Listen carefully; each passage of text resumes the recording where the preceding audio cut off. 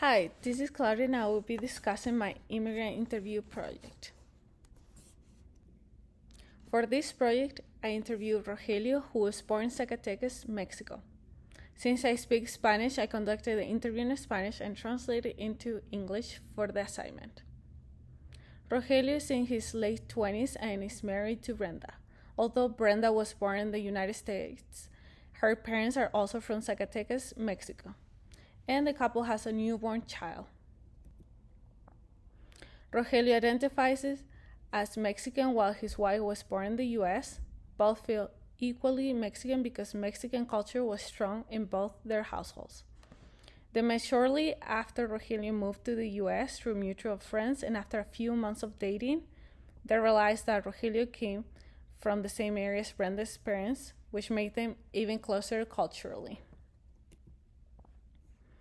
In their home, they speak only Spanish, and they're teaching their daughter Spanish with only a few words in English. Rogelio speaks only Spanish, but he's trying to learn some basic English with his wife. He primarily depends on his wife to do paperwork. Their culture is family-oriented, and they help their family as much as possible. Even though they both come from traditional families in which the woman takes care of children while the man works and provides for the family, they are not following those traditions as both work and care for their daughter. Brenda's family live nearby and they help out with childcare. On the other hand, his family lives far away and he helps his family financially, but his family cannot help the same way. In their home, they closely adhere to Mexican traditions centered around Catholic practices. One important religious event that they celebrate is baptism, in which the parents choose godparents for their kid. Once the child has been baptized, at the church, everybody goes to a party and celebrate with traditional Mexican food until late at night.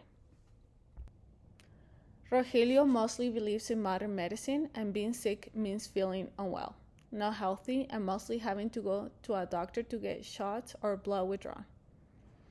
Even though he believes in modern medicine, he has had negative experiences with some doctors. His wife has medical issues, specifically with her stomach, and she has gone from clinic to clinic without getting any answers about what the problem might be. He stated that he avoids going to get a checkup because of fear of what the diagnosis could be and how high costs are in the US.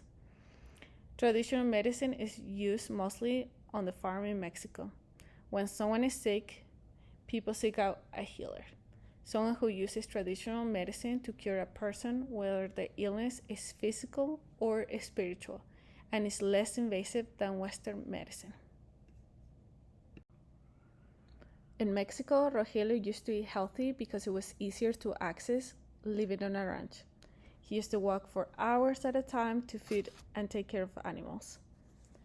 In the US, he does not walk often and mostly drives everywhere and eats processed and packaged food. Visiting the doctors or dentists is only for emergencies in both countries, mostly due to fear of the potential outcome and high costs.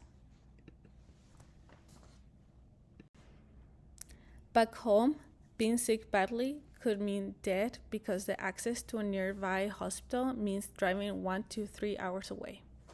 Here in the US, there are many hospitals, but they are expensive even with insurance. So seeking medical care is only for emergencies. This makes it discouraging to look for professional help.